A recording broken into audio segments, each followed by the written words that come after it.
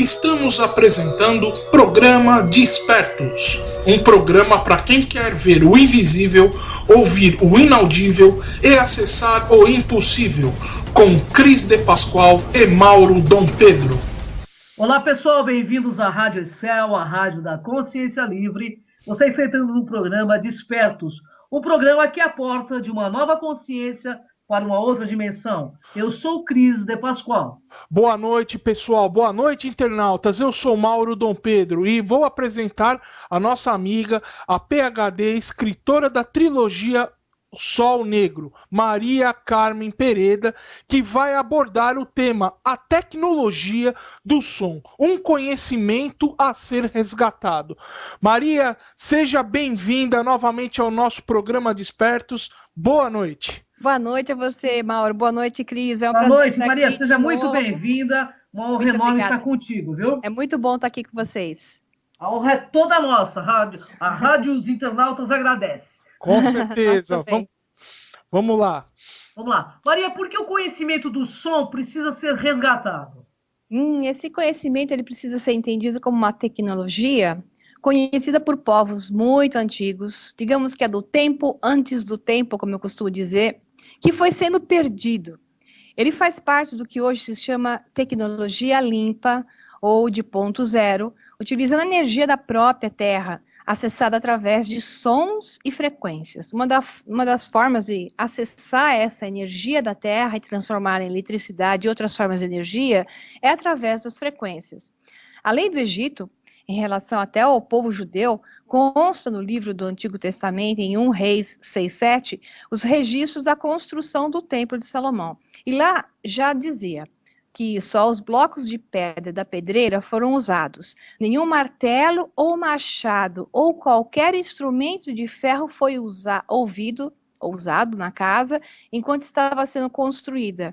Essa façanha, ela foi realizada, contam as tradições talmúdicas, com o uso de uma pedra chamada shamir, que separava e cortava as pedras a serem moldadas por vibração, levitando-as no ar, assentando-as no lugar com o som. Até se fala, às vezes, do shamir como sendo o anel de Salomão, né?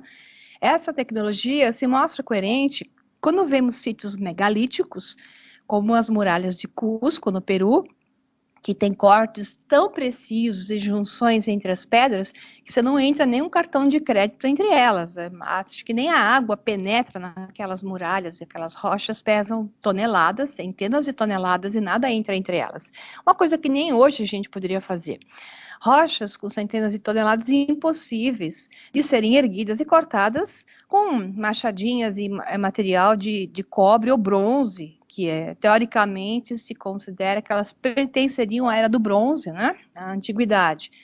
Então, isso é menos provável e mais razoável pensar que esses antigos, eles manipulavam a gravidade através do som, já que a ciência moderna, ela está começando a redescobrir esse tema, tal e qual mostram pesquisas feitas principalmente por grupos de cientistas independentes. Então, existe um livro chamado Um Tratado sobre o Fogo Cósmico, onde é dito: as leis que regem a construção de grandes edifícios e tratamento de grandes pesos, um dia vão ser entendidos em termos de som. Eles foram criados por meio da capacidade dos primeiros construtores em criar um vácuo através do som. Ou seja, esse vácuo, obviamente eu entendo que seja cancelar a gravidade. Na Caldeia, os magos caldeus, eles eram conhecidos por gerar uma força especial usando varas de ouro, com poderes de manipulação da energia. Até hoje, monges tibetanos se exibem, né? Ou levitando sozinhos, levitando do chão, ou até levitando, entoando cânticos e levitando rochas. É conhecido até o cântico de 11 homens que se juntam, entoando coordenados até que atingem uma certa banda de frequência. E nesse momento, onde eles atingem essa banda de frequência, a rocha parece que perde o efeito da gravidade sobre ela e um dedo pode modificá-la. Então, sabe-se que o som tem efeitos, e muitas experiências de cientistas, até na internet, no YouTube, a gente vê o efeito de som sobre objetos que levitam. Então, é um conhecimento que está começando a ser relembrado. Muito bom, hein, Mauro? Olha só. Muito bom, maravilhoso. Pessoal, nós temos uma aula aqui com a nossa professora, né? Maria Pereda. É isso aí. Maria, você poderia esclarecer para nós e para todos os nossos ouvintes as diferenças entre os termos vibração, frequência, solfédio, ressonância e cimática? Sem o conhecimento desse correto sentido, pode dificultar o entender sobre o que nós vamos abordar hoje, falar aqui hoje? É bom diferenciar, então, você rapidinho, não vou ser chata aqui numa aula de física, né? Só para o pessoal poder entender quando eu falar uma coisa ou outra. Então, o que é vibração? A vibração é um movimento de um ponto alternado, oscilando em relação a outro ponto de referência, né? A frequência, ela já é uma grandeza física de onda, ela é ondulatória, ela marca eventos, ou ciclos, voltas, oscilações, em um determinado intervalo de tempo. Então, eu vou falar muito em hertz. Hertz significam ciclos por segundo. Então, quando eu falar ciclos por segundo ou hertz, eu estou falando em frequência. Quando eu falar solfejo, é uma frequência associada ao que se chama das 7 sílabas, que é o do, ré, mi, fá, sol, lá, si, né? E essas 7 sílabas são escalas tonais. Então, eu vou mostrar para vocês um pouquinho dos solfejos, e o Pitágoras era um que gostava muito dos solfejos, né? Ressonância, os antigos usavam a ressonância para manipular a forma e a estrutura da matéria. Alguns acreditam que Pitágoras foi o pioneiro a relembrar o assunto. Na verdade, Pitágoras, ele conhecia isso das horas e de tantos meses e anos que ele ficou pendurado na biblioteca de Alexandria, né? Então, essa foi uma redescoberta que Pitágoras encontrou e associou tanto os solfejos como a ressonância. Então, a ressonância, especialmente, ela está focada na teoria da música e tem a ver com uma natural frequência que é natural do objeto ou da matéria. A gente chama isso de ressonância, é um fenômeno que acontece quando um sistema físico recebe energia por meio de excitações de frequência igual a uma de suas frequências naturais. Então, você entra na mesma frequência daquela matéria que a representa. E aí, por isso, você pode manipulá-la. Então, a gente tem um exemplo muito interessante, que aconteceu nos anos 40, que é o caso da ponte de Tacoma Narrows, que passa no History Channel, passa no Discovery, que o pessoal construiu a ponte, era uma ponte bem grande, e no dia 7 de novembro de 1940, o vento muito forte entrou em ressonância com a ponte, e foi dando amplitude de onda, aumentando a amplitude. O que aconteceu é que a ponte vibrou, ondulando durante horas, até que ela se partiu e caiu, né? Então, toda a tecnologia de construção de pontes tem que estudar, hoje em dia, a ressonância do vento com a ponte, porque se o vento entrar em ressonância, ele destrói a ponte, fazendo ondular. Então, os antigos sabiam disso. Eles sabiam que podiam, por ressonância, manipular a matéria. A cimática já é o estudo das ondas e está associado ao padrão físico produzido pela interação das ondas sonoras em um meio. Então, você tem o quê? Ondas sonoras produzem formas. Ressonância desmonta, desfaz, quebra, ou até, em alguns casos, desmancha, como se estivesse transformando rocha em geleia. E a cimática faz com que a imagem se forme. Com certeza, os antigos usavam ressonância e cimática ao mesmo tempo para gerar aqueles muros que, na minha opinião, eram formados desmontando as rochas, gelificando-as e aí reestruturando-as. Pode ver o padrão delas. São padrões formadores de cristais, como se eles se cristalizassem novamente. Essas são as mais antigas. Não estou nem falando por exemplo, das pirâmides do Egito. Eu estou falando em formações que se encontram em Pumapunco, Tiwanaku, se encontram em Cusco, no Peru, que são fantasticamente visíveis, que elas foram reformuladas, reestruturadas. Olha só, pessoal, que maravilha. Então, Maria, nos fale sobre vibração, frequência, solfejos e a ressonância universal aplicadas à nossa vida. Ah, bom, a vibração, ela é tudo, né? A vibração é tudo e tudo é vibração. O que existe além dela é apenas uma ilusão da percepção da vibração, realizada pela mente da Terra, né? Depois do processamento do cérebro sobre os inputs dados pelos nossos órgãos sensoriais. Cada vibração tem sua própria frequência.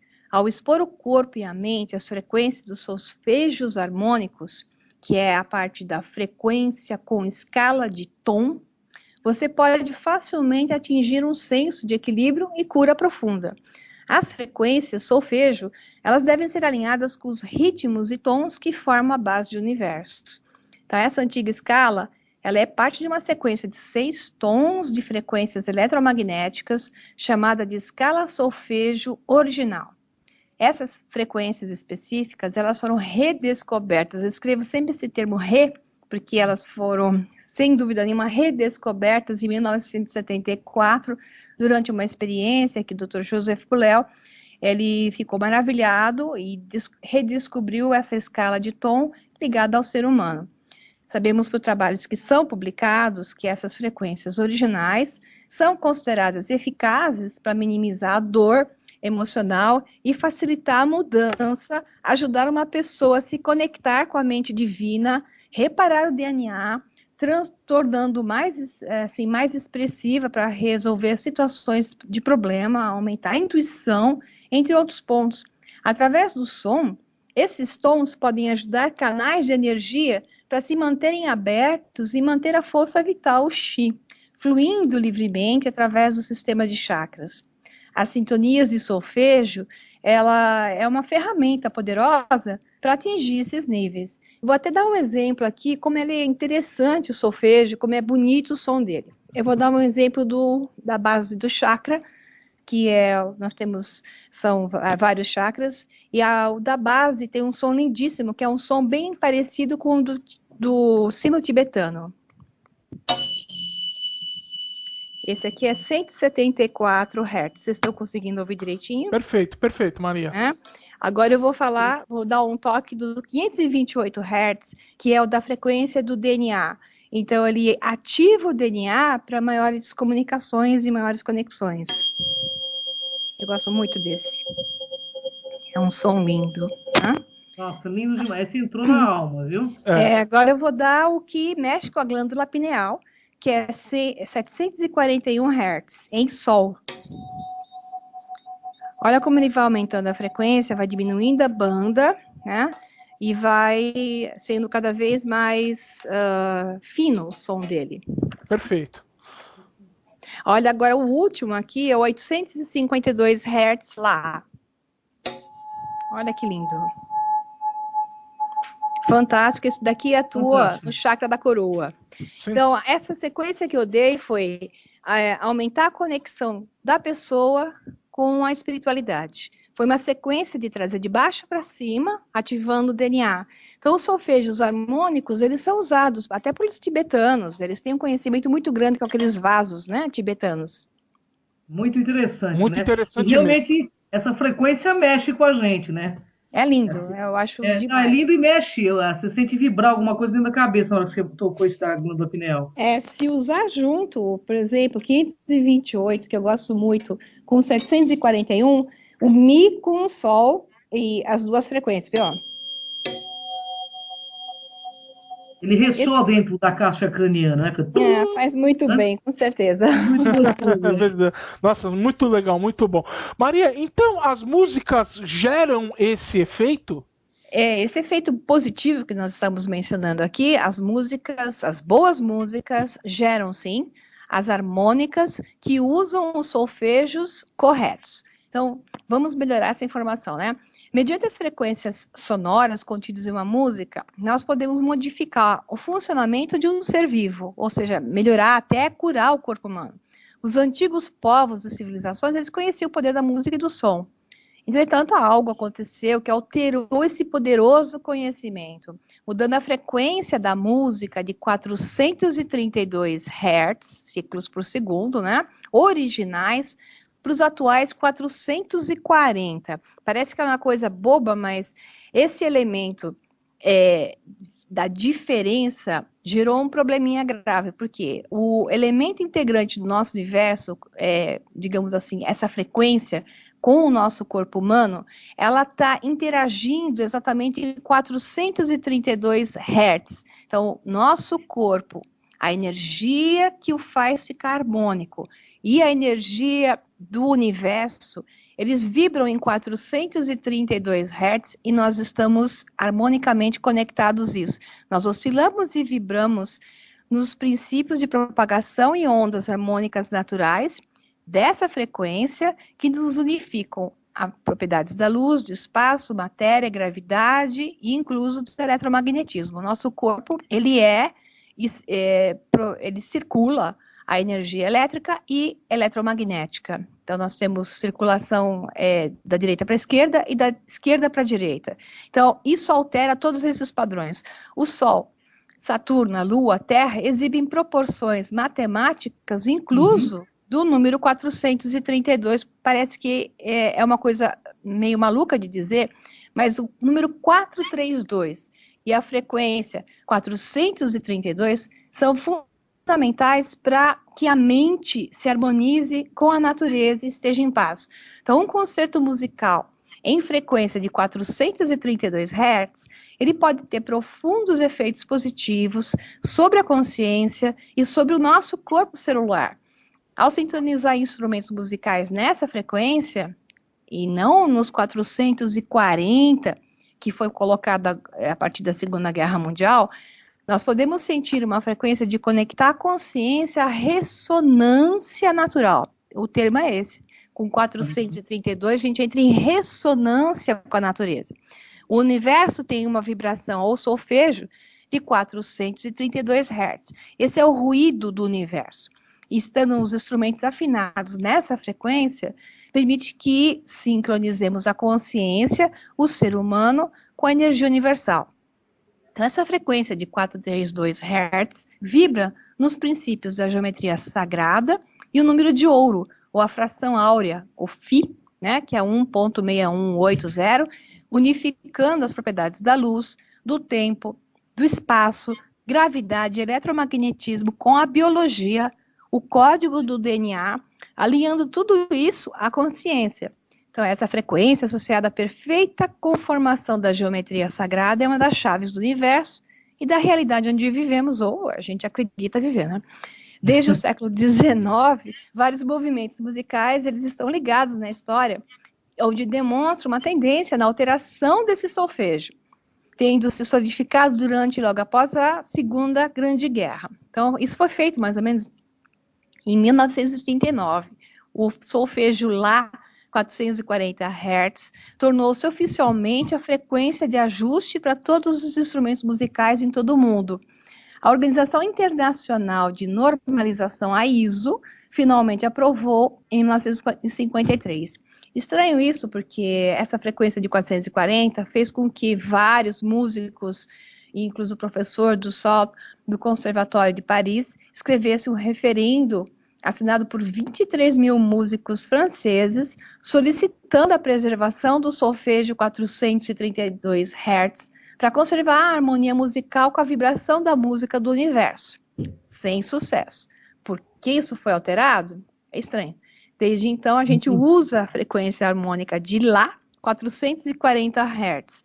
As obras clássicas antigas foram compostas com essa frequência. Não é à toa que a gente ouve Mozart e coloca Mozart para criancinhas, e estando em 432 Hz, porque Mozart compôs para isso, faz tão bem para os bebês, né, que ouvem Mozart, as mães grávidas que ouvem Mozart com essa frequência na sua barriguinha, causando paz e sentimentos de bem-estar e conexão.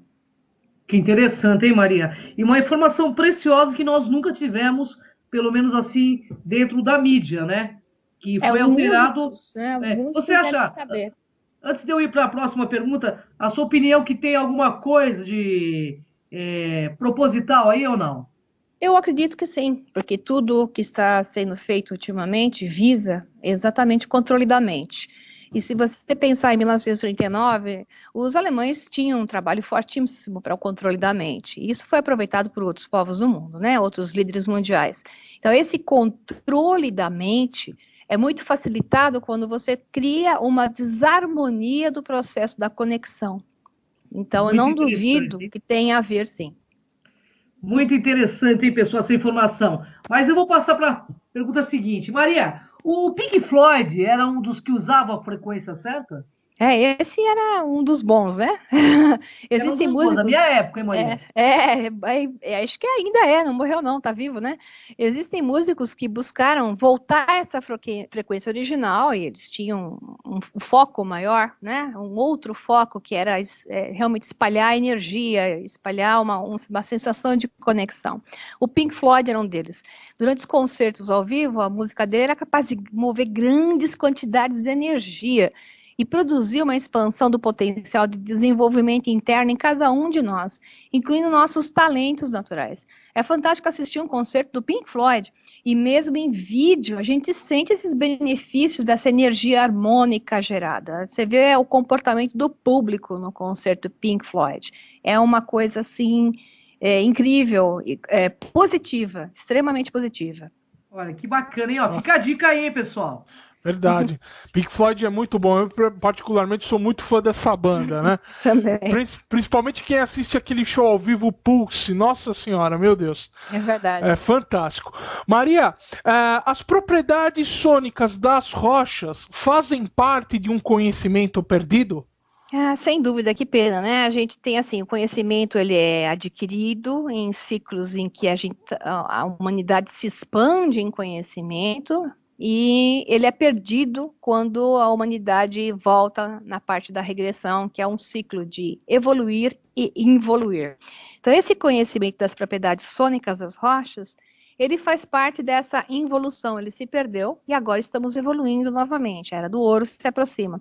Então, eu costumo dizer que ele era conhecido no tempo antes dos tempos oficiais, né? Repetiu isso sempre, pois a história do homem civilizado, ele oficialmente conta aquela historinha de 5.000 antes de Cristo, né? Estamos falando de uma história que é muito, muito anterior a isso, seguindo uma era em que houveram várias raças na Terra que eram extremamente evoluídas.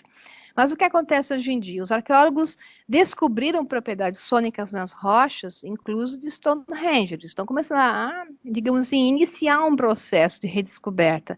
De acordo com especialistas do Royal College of Art de Londres, algumas das pedras soam como sinos, tambores e gongos. Essas pedras azuis de Stonehenge, elas têm vibrações especiais mesmo, elas são chamadas de pedras sônicas. Podem ter sido especificamente escolhidas por causa dessa energia acústica que elas produzem, o que significa que elas podem fazer uma variedade de ruídos que variam de metal até som de madeira e uma série de notas. Isso sem saber acioná-las corretamente, né? Então existiam rochas locais abundantes que poderiam ter composto Stonehenge, mas os arenitos do país de Gales foram considerados especiais pelas suas capacidades sônicas, essas pedras azuis, né? Razão pela qual as pedras foram transportadas de um local tão distante, não teria lógica, né? Para colocar ali numa região que é considerada um vórtice da Terra, um dos chakras da Terra.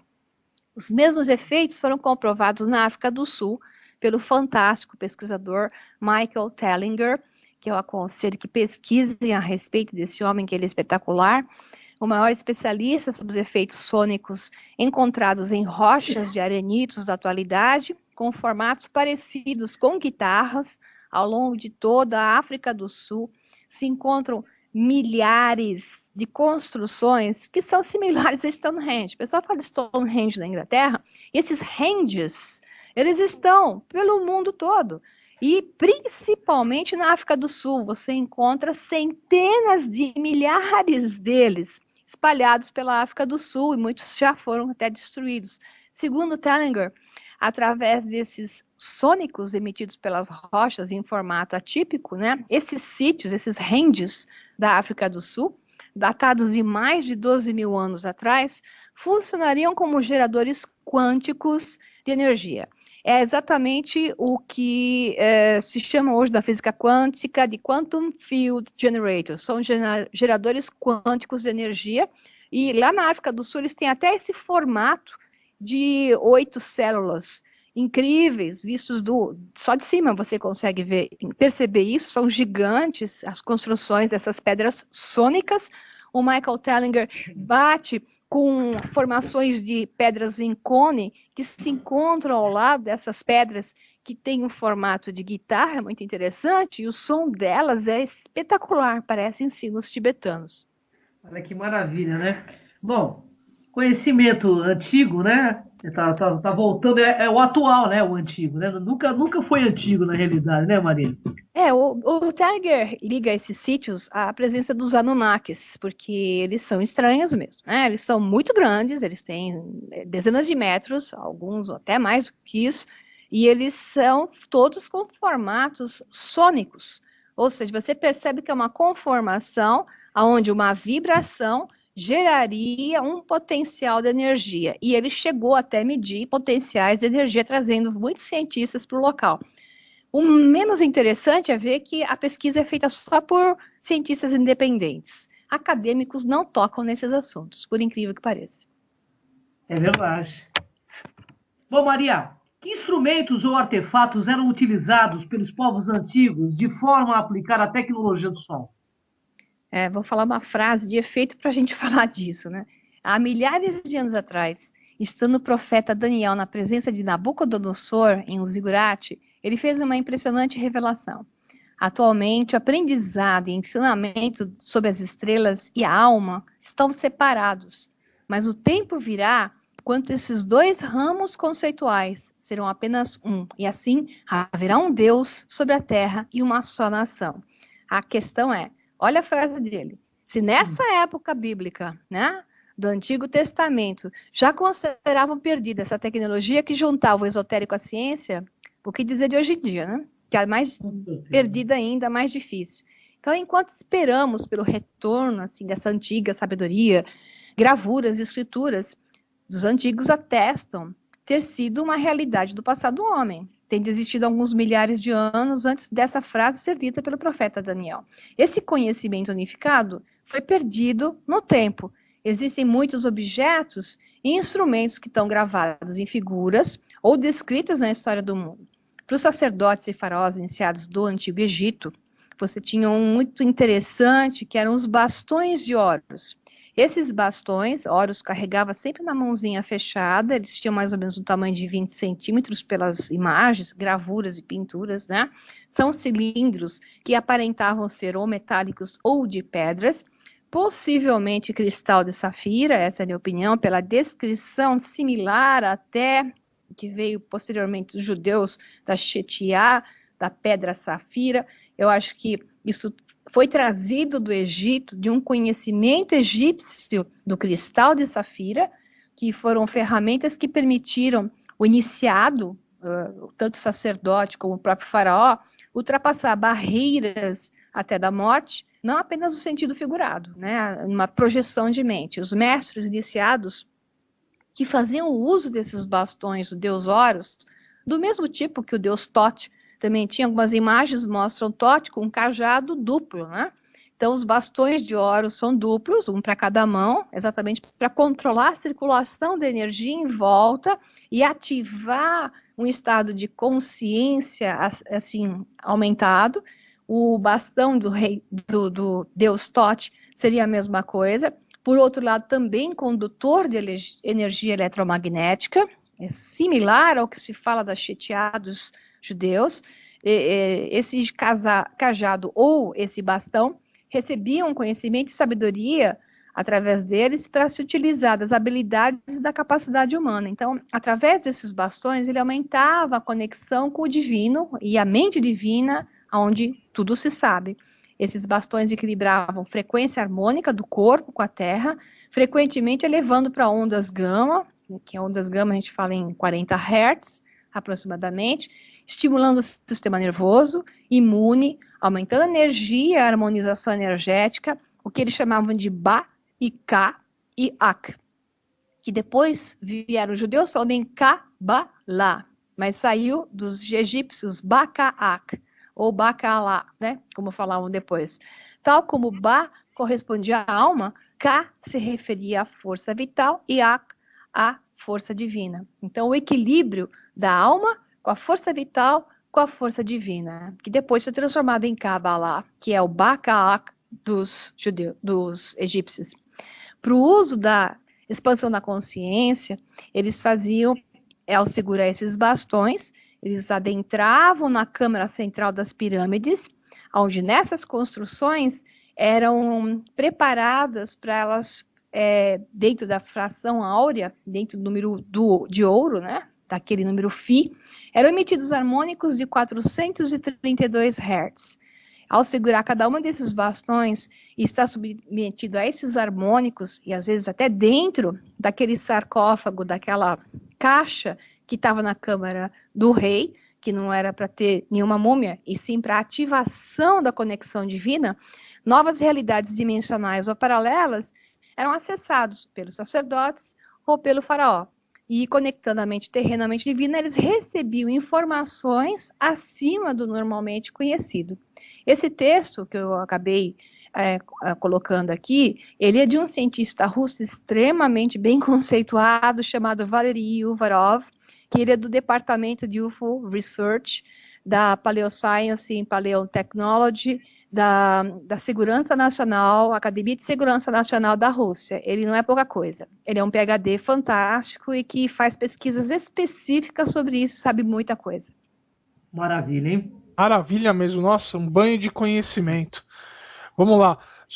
Maria, nas tábuas de argilas da antiga Suméria, encontramos imagens de seres parecendo sacerdotes ou algo parecido, segurando cones nas mãos.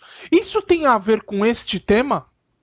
Pois é, tanto na Suméria, você vê esses seres, né, do lado, assim, rodeando o que se chamam de árvores. Tem gente que fala, isso é o DNA, isso é uma árvore divina, ou isso simplesmente é um canal de força. Interessantemente, eles seguram esses cones que parecem ice creams, né?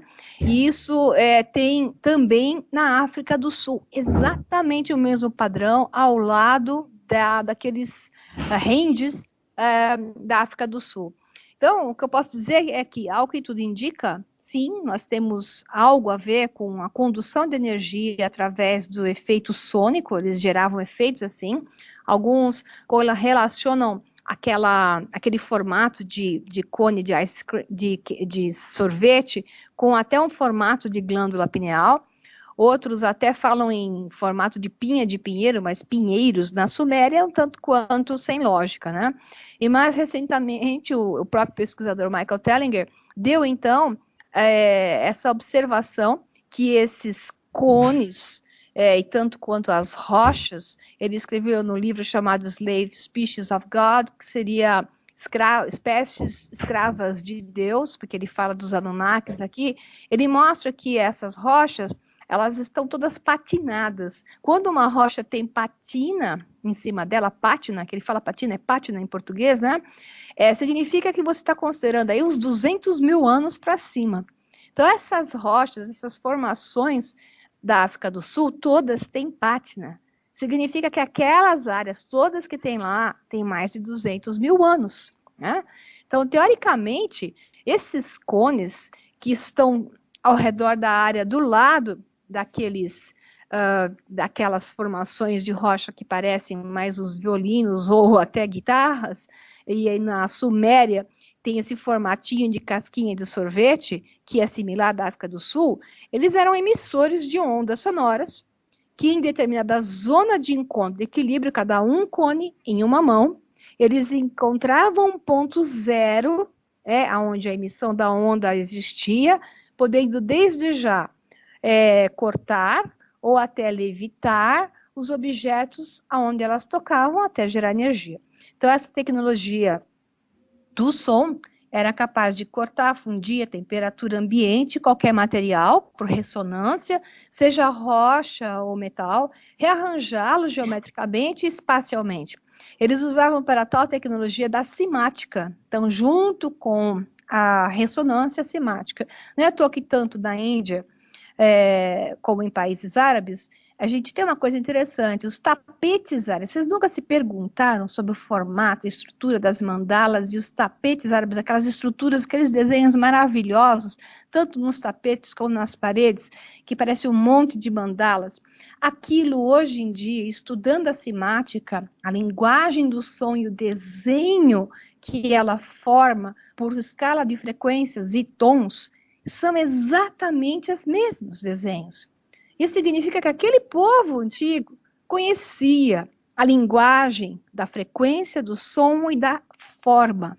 E ficou gravado na memória das pessoas que, mesmo perdendo a sua origem real, sua aplicação real, continuaram desenhando aquelas formas que eram exatamente criadas de acordo com a cimática.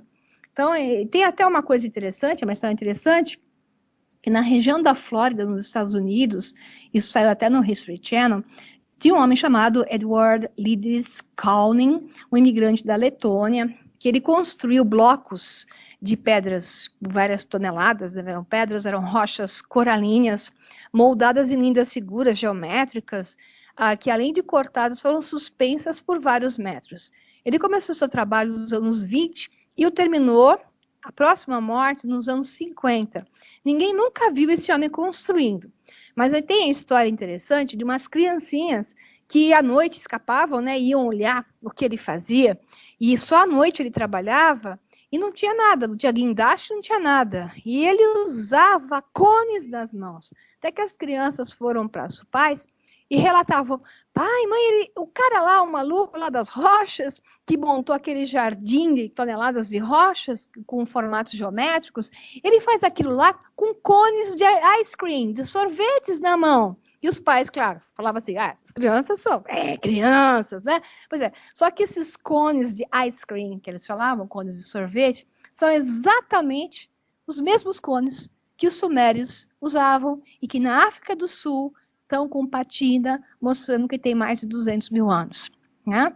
Então, essa é uma coisa interessante. É um enigma, né, Maria? É um enigma. É um enigma. E agora, Maria, amplia o nosso conhecimento sobre a cimática, né? Para definir o que é cimática melhor, é assim, vamos definir porque ela é importantíssima, é o estudo do som, ondas e vibrações visíveis. Então, quando alguém colocar na internet cimática, vai encontrar imagens fantásticas, vai lembrar de mim, lembrar dos tapetes árabes, das construções árabes, né?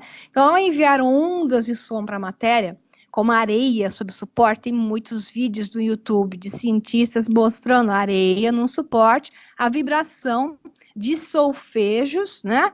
Aonde você tem amido de milho ou tem areia, construindo padrões geométricos. Hoje tem até um equipamento que já faz isso, conhecendo bem várias estruturas frequenciais, amplitude de frequências sonoras, que geram imagens, figuras detalhadas, fora as mandalas, chegando até a imagens de animais, ou seja, os animais, o formato de vários animais foi obtido pela cimática, com perfeição. Isso prova que dimensões de maiores frequências estão contidas na de mais baixa frequência, as mais densas, e que o Criador está dentro de nós e somos os seus filhos, né? Tem um equipamento chamado CIMAScope, onde nós podemos ver o CIMAScope, ele produzindo uma frequência de 528 Hz, que é exatamente aquela que eu gosto, que é essa daqui, só para vocês lembrarem? Essa frequência de 528 Hz, que é chamada de frequência do amor, coincidentemente, e a frequência de ativação do DNA, a forma dela é uma estrela de 6 pontas. Não é interessante? Então, quer dizer que a estrela de 6 pontas, perfeitamente conformada pelo este som, ativa o DNA e gera harmonia no corpo físico e nas células, reestruturando, incluso, tem pesquisadores que provaram que essa frequência elimina tumores. Então, ocorre projetando essas frequências sobre caixa de areia, sobre simplesmente o CIMASCOPE, que ele agora já mimetiza. O CIMASCOPE fez formas de corais, tartarugas, insetos, ou seja, a gente conseguiu descobrir, com essa pesquisa, as frequências que constroem o universo. Deve ter sido assim que o grande arquiteto construiu essa realidade, que é mais ou menos assim: luz mais verbo, que é o som, igual a matéria, que é a realidade na sua forma geométrica apresentada, né? Então, Nikola Tesla, ele estava correto ao dizer: todo o nosso sistema biológico, o cérebro e o planeta Terra trabalha nas mesmas frequências. Isso mostra a teoria da holografia, imagem e semelhança. A holografia, a parte do todo nas partes, ela é parte de uma mesma frequência primordial, com frequências secundárias, dando diferenciação. Então, é chegado o tempo de, novamente, tal e qual fizeram os nossos antepassados, que pertenceram a civilizações avançadas que evoluíram e se destruíram por uma série de coisas, retornar esse conhecimento ao homem atual, ressonando com a harmonia fundamental do universo, de toda a matéria que nos rodeia. A matéria diferenciada em sua estrutura, ela possui uma assinatura de frequência harmônica. Através dessa assinatura, podemos alterá-la, modificar sua forma e gerar energia. Então, muitas cidades e monumentos da antiguidade foram construídos com essa tecnologia do som, levitando, alterando formatos, remodelando, através da geometria gerada por novos harmônicos, ou seja, utilizando a ressonância harmônica associada à simática. Depois de construídos esses monumentos, eles sustentavam e ainda sustentam, o que é interessante, essas frequências fundamentais, harmonizadoras, que é o que o Michael Tellinger mostrou, os pesquisadores de Stonehenge. Elas continuam lá, podem ser ativadas. Então, muitos cientistas, eles dedicam a sua vida, né, a esse tipo de tecnologia, estando certos de resgatar um passado que ficou ali, perdido, né? Só que, interessantemente, ou por ser nada interessante, como eu sempre digo, é a dificuldade de conseguir financiamento para esse tipo de desenvolvimento, o que você não consegue, porque na universidade clássica, no meio científico clássico, isso é considerado de segunda classe, sem interesse para o meio científico. Infelizmente. Infelizmente mesmo. Né? Pois é. Bom, Maria, números, numerologia e som, tem algo a ver? Tem tudo a ver, né? Vamos falar de novo da frequência do 432 Hz, que é a frequência do universo. Se você somar 4, 3 e 2, você tem o sagrado número 9. Então, para a numerologia, o significado, vibração de um número, ele pode ser obtido somando-se as suas unidades. Então, se o 432 Hz significa essencialmente a vibração do 9, ele é um número diretamente ligado à criação e destruição do universo e as bolhas de realidade do nosso universo. De acordo com Pitágoras, né, que ele era um numerólogo, e a escala pitagórica que mais se usa pela numerologia, tudo é número, tudo é frequência. E as línguas e as linguagens, né, numerológicas usam sistemas que aplicam essas frequências a esses números. As antigas, principalmente, as construídas em base de geometria sagrada, inserida na linguagem onde o som da palavra carrega enorme poder e podem ser decodificados usando-se os números. Números são a raiz da linguagem da forma de letras, uma expressão matemática que pode ser escrita da forma com letras, né? E mensagens filosóficas que ficam inseridas nos livros que carregam certas mensagens. Muito interessante, hein? Até porque minha casa aqui dá número 9 também. Maria, o que o número 9 representa, então, Maria? O 9 é o último número de um sistema de base 10, né? Então, sendo o último e o limite de tudo que existe. Então, o 9 é um número que tem qualidades muito mais interessantes que outros números, dependendo do ponto de vista, e tem sido usado para manter um código secreto na Terra, né? Que afeta cada uma das pessoas na Terra. Quem usa esse código, quem criou esse código, sabia o que estava fazendo, né? Revelando uma grande verdade da existência, codificada na construção do universo, afetando as nossas vidas, que é o código 9. Que muitas vezes é representado como 911, né? Então, é interessante que somando 911, você tem 11 novamente, então você tem 9 e 11, que são dois números muito representativos, né? Então, Então, o código 9 está escondido na forma de outras associações numéricas em livros antigos, música, arte, religião, arquitetura, pergaminhos, pirâmides, enfim, por tudo que existe conectado, você vai encontrar um padrão matemático ligado ao 9. O inteligente design do universo, ele é geométrico e de formas congruentes. Lindas imagens apresentando o número 9 como prova de conceito estampado nela e dadas por Deus. Ou seja, quando você fala em 9, ele está representando aquela frequência primária que a gente estava falando dela agora há pouco. Desde átomos até galáxias, incluso o nosso DNA, está delineado por padrões geométricos contendo o número 9 escondido.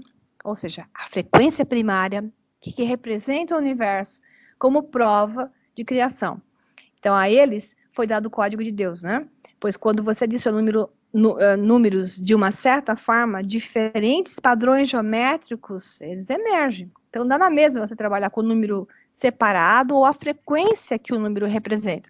Números estão vivos, isso dizia Pitágoras, e governam o universo devido à frequência que representam, ajudando a criar realidade, forma, simetria, para a qual somos induzidos e usados para controle subconsciente, note bem, né? Pois nossa consciência é atraída para a forma e estimulação, portanto, ela está constantemente observando e a ela sendo dito que é realidade e o que nos devemos conectar e acreditar. Note que se usam as frequências, os números, quando você está olhando um número e te dão lá 9/11, né? Setembro, 11 de setembro, esse número, ele te dá uma frequência e ele foi escolhido a dedo, com certeza. Então, quando você tem o 9 isolado, você tem a frequência do universo. Quando você tem o 11 do lado do 9, você tem uma coisa para derrubar o 9, né? Então, não é à toa que 9/11 é um número não muito significativo positivo, né? Seriam infindáveis exemplos, né, que a gente poderia dar aqui para mostrar esse segredo do número 9, né, que Leonardo da Vinci conhecia. Ele colocou o número 9 na última ceia, no homem vitruviano. O conhecimento nórdico usa ele para falar dos 9 mundos presos à grande árvore Yggdrasil, né? O 9 cria a sensação de eternidade, embora óbvia, né? A relação com o período da gestação, 9 meses, né? A runa 9 é a Hagalaz, que é a matriz, a origem de tudo, coincidentemente, né? E a sua representação gráfica como um floco de neve são os 9 mundos, a substância da vida. O Valknut, que é o símbolo dos 3 triângulos entrelaçados, típicos da mitologia nórdica, que é o 3 mais 3 mais 3, daí a importância do 333, ou do 3 vezes 3, que a gente encontra várias vezes como referência, que chega novamente no número 9. Então, o 9 é a totalidade dos mundos. O 9 é a frequência do 432 Hz. Então, ele nos oferece a oportunidade de renascermos, gerando a ideia de germinação após a morte, assim sucessivamente. Então, é um símbolo, é um patamar da transmutação, da mudança da condição humana para um nível mais espiritual. No livro dos Eddas, que é encontrado na Islândia, e é a Bíblia dos nórdicos, você tem a história do Ragnarok, que é o eclipse dos deuses, ou juízo final. Naqueles tempos, diz o Eddas, 800 guerreiros divinos apareceram através de 540 portas do salão chamado de Valhalla, né? Se você jogar a multiplicação de 800 por 540, você tem 432 mil. Que coincidência, né? Então, o número 432, que dá 9, ele é encontrado no relógio biológico do corpo humano, quanto no cosmos. O coração de um atleta treinado ou pessoas saudáveis bate uma vez por segundo, né? Então, se você fizer a conta, após 24 horas de um dia, serão batidas 86.400 batidas, dividido por 2, será 43.200, 432, novamente assinatura do 432.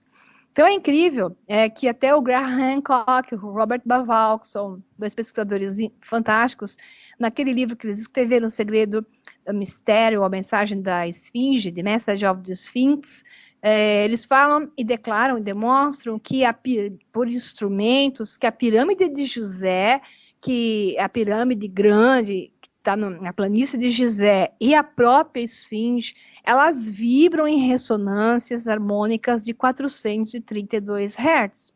Então, esse 432 Hz, ele é um harmônico da frequência da luz, que fala e ressona diretamente com as nossas células, representado pelo número 9, dentro do nosso corpo como fração áurea. As células se comunicam umas com as outras através da luz infravermelha, que é exatamente representado com um solfejo de 432 Hz.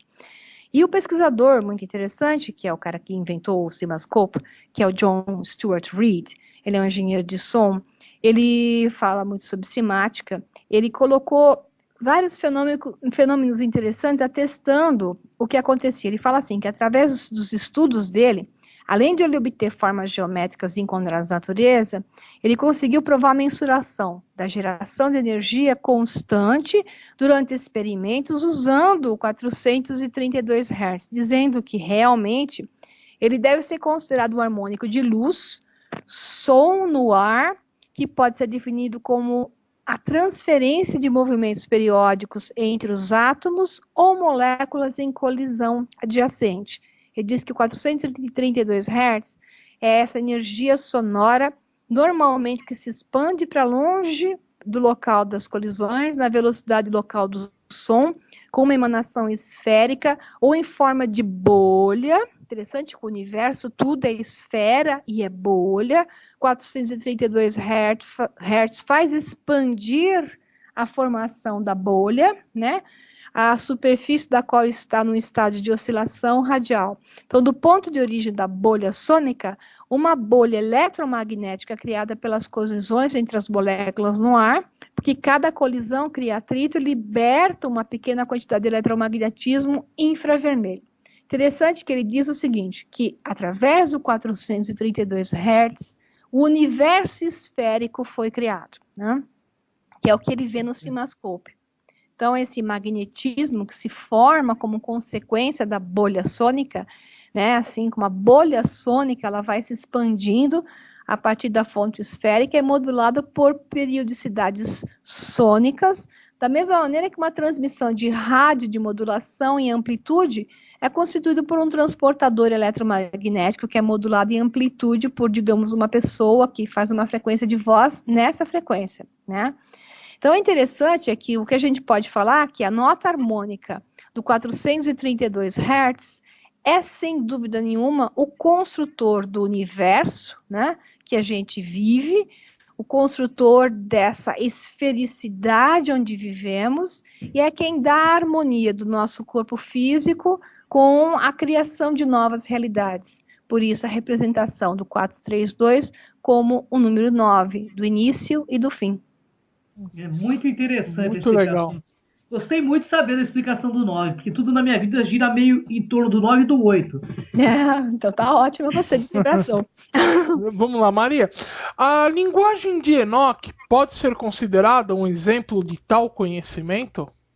Olha, sem dúvida nenhuma. A gente, pegando um livro de um pesquisador fantástico, que é o J.J. Hurtak, que é um PhD, ele fez um trabalho com muitos pesquisadores, um trabalho que foi até considerado científico, né? Só que é para variar, considerado ciência de segunda classe, porque não é aceita academicamente de forma normal. Então, o Enoch é aquele Thoth, conhecido pelos egípcios, assim, referenciado como o senhor da magia e do tempo, e pelos gregos também chamado de Hermes, né? Mensageiro dos deuses. Nos manuscritos do Mar Morto, ele é revelado através dos apócrifos, porque Enoque não está na Bíblia oficial, não sei como referido de leve, né? Ligado a Noé, mas ele está nos apócrifos. Enoque descreve uma maravilhosa civilização do passado, nos apócrifos, a qual fez mau uso das chaves de Enoque, que são chaves sônicas, né? E o conhecimento de Enoch revela uma linguagem mãe, uma língua mãe, que é uma linguagem de ondas. Interessantemente, os antigos se referiam a essa linguagem de Enoch, que é essa linguagem das ondas, como Riburu. E essa é a primeira semente de linguagem introduzida no tempo desse ciclo, né, de tempo atual. Codificando as geometrias naturais da forma por ondas do mundo físico, o que a gente tem que ribur é uma linguagem harmônica, mimetizando propriedades da forma por ondas de luz. Então, esse ribur, a linguagem de Enoch, era uma linguagem harmônica de som e luz. As chaves de Enoch mostram ser sons chaves, são chaves de sons, chaves para serem a matriz vibratória da própria realidade. Então, o conhecimento enoquiano, ele descreve exatamente o que fala o J.J. Hurtak, equações sônicas, codificadas dentro dos antigos mantras, inclusive ele se refere que está codificado em cima do nome de Deus, capazes de afetar indiretamente o sistema nervoso e produzir um efeito profundo de cura de estados de consciência elevado. Muitos cientistas modernos falam a respeito do DNA como uma configuração que é capaz de ser modificada pela luz, pela radiação, por campos magnéticos ou por pulsos sônicos. Então, os cientistas modernos estão falando agora o que você encontra nas chaves de Enoch, como essa linguagem sônica. Muito interessante o trabalho do J.J. Hurtak no livro As Chaves de Enoch. É verdade, eu também acho extremamente interessante o J.J. Hurtak, que é As Chaves de Enoch, já tivemos assim um contato com o pessoal, muito bacana também. Mas, Maria, fantástica a sua pauta de hoje. Ela é um pouquinho mais complicada. Temos a agradecer, né? Com certeza. Maria, antes de nós encerrarmos aqui a nossa entrevista de hoje, você gostaria de fazer algumas considerações finais, ou se não, passe os seus contatos para os nossos internautas. As considerações finais estão ligadas à pessoa ficar mais atenta àquilo que fala, ao som da sua própria voz, à expressão daquilo que ela quer dizer, porque aquilo que você disser, a nível de significado e a nível de vibração, vai criar a sua realidade. Então, a primeira coisa que a gente tem que fazer na vida é observar a si mesmo, né? E controlar a si mesmo, mantendo-se harmônico. A sua fala tem que ser harmônica, as suas palavras têm que ser harmônicas para gerar uma realidade harmônica. E o meu contato, pessoal que quiser conhecer meu trabalho, pode entrar na página do Facebook, onde está o meu trabalho dos meus livros, que é Facebook, O Sol Negro Livro, ou www.osolnegro.com.br. Bom, pessoal, infelizmente estamos encerrando este programa, agradecendo Maria C. Pereira, que já é remida aqui, né, do programa Despertos, né? E que nos honra muito toda semana, né, Mauro? Com certeza. Maria, então nós vamos ficando por aqui, tá? Cris, tchau, tchau. Até a próxima semana e até o próximo programa Despertos. Um abração, pessoal. Tudo de bom aí.